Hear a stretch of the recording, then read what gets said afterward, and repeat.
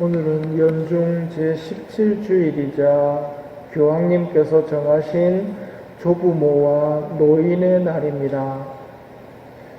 노인의 영적 역할이 어느 때보다 절실한 오늘날입니다.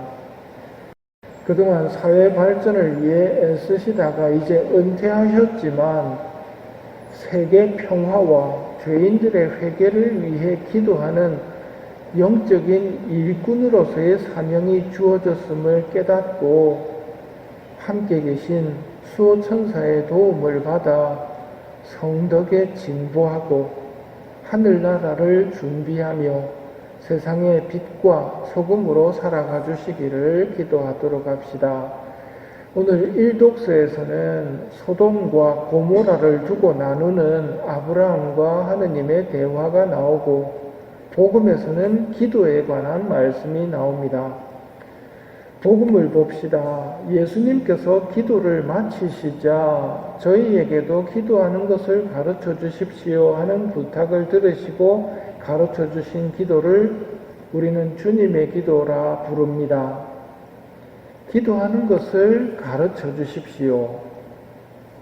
주님의 기도를 가르쳐 주셨지만 예수님께서 기도에 대해서 가르쳐 주시는 그 가르침은 주님의 기도로 끝나는 것이 아닙니다. 어떻게 해야 하는지 주님의 기도로 알려주셨다면 그 기도를 어떻게 바쳐야 하는지 알려주십니다.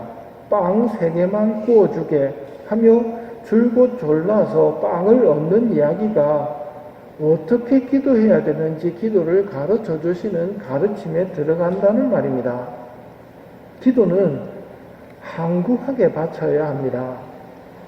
예수님의 기도에 대한 가르침은 계속됩니다. 이제는 기도를 누구에게 하는지 분명히 알고 기도할 것을 가르치십니다. 기도문을 외우는 것은 주문을 외우는 것과 비슷합니다. 그거는 암기한 것을 확인하는 습관적인 말이지 기도가 아닙니다. 기도가 되기 위해서는 누구에게 기도하는지를 분명히 알고 해야 한다고 가르치시는 것입니다. 우리도 지금 이 미사를 누구에게 봉헌하고 있는지 분명히 알고 기도문을 바쳐야 합니다. 예수님의 기도에 대한 가르침은 주님의 기도로 끝나는 게 아니라 항구하게 기도해야 된다는 것과 아버지께 기도해야 된다는 것인데 예수님의 말씀을 잘 들어보면 그냥 아버지가 아니라 알려주시고자 하는 아버지의 모습이 무엇인지를 잘 깨달아야 합니다. 너희 가운데 어느 아버지가 아들이 생선을 청하는데 생선 대신에 뱀을 주겠느냐? 달걀을 청하는데 전갈을 주겠느냐? 너희가 악해도 자녀들에게는 좋은 것을 줄 줄 알거든 하늘에 계신 아버지께서야 당신께 청하는 이들에게 성령을 얼마나 더 잘 주시겠느냐? 어떤 아버지입니까? 너는 악해도 달걀 달라는데 전갈을 주는 아버지는 없지 않느냐?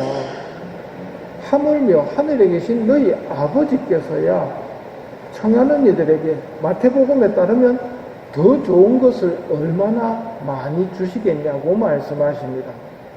더 좋은 것을 주시려는 아버지께 기도를 하는 겁니다.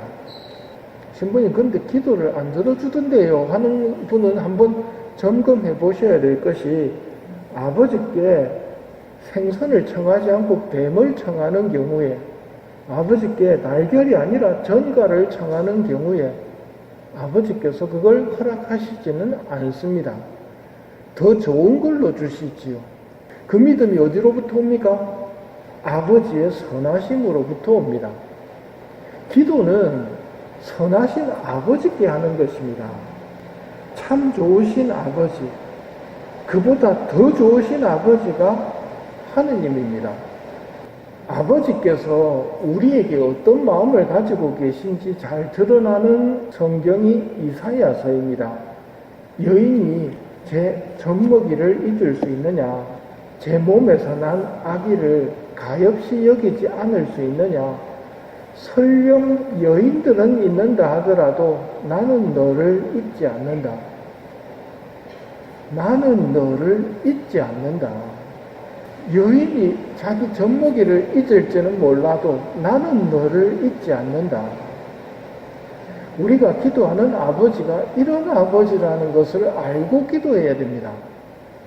이런 아버지에게는 말을 많이 한다고 좋은 기도가 아니란 말입니다.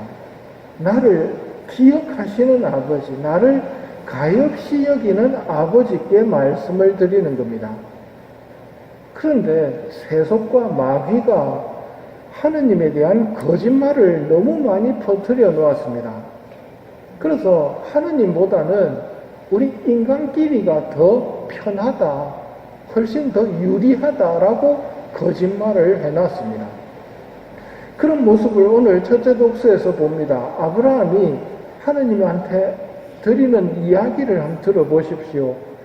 의인을 죄인과 함께 쓸어버리시렵니까? 온 세상의 심판자께서 공정을 실천하셔야 하지 않겠습니까?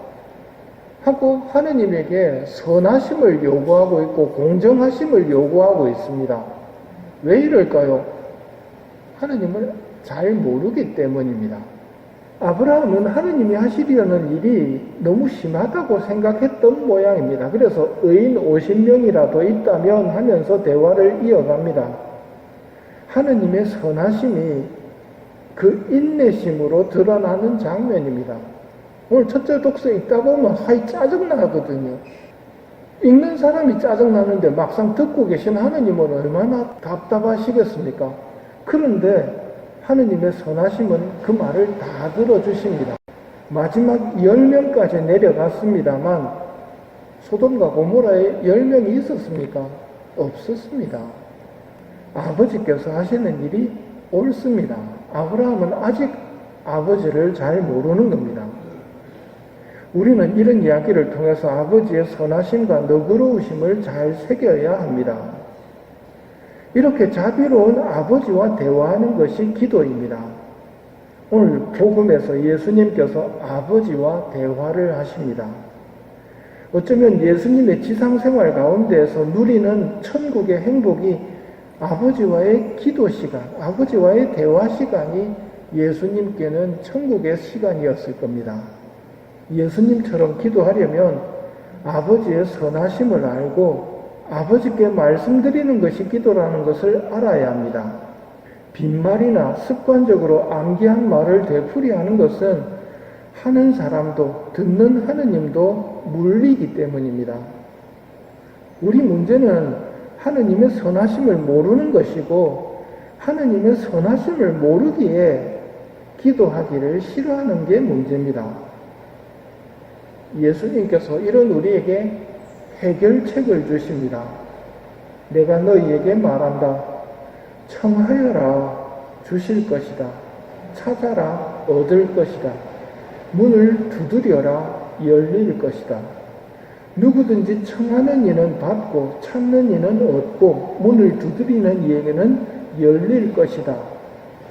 기도 문제도 마찬가지입니다. 기도 문제는 기도하면서 해결해야 됩니다. 청하고 찾고 문을 두드리면서 기도의 은사를 주십시오. 제가 아버지의 선하심을 알 수 있도록 도와주십시오 하고 청해야 한다는 말입니다. 이게 해결책으로 예수님께서 우리에게 주신 겁니다.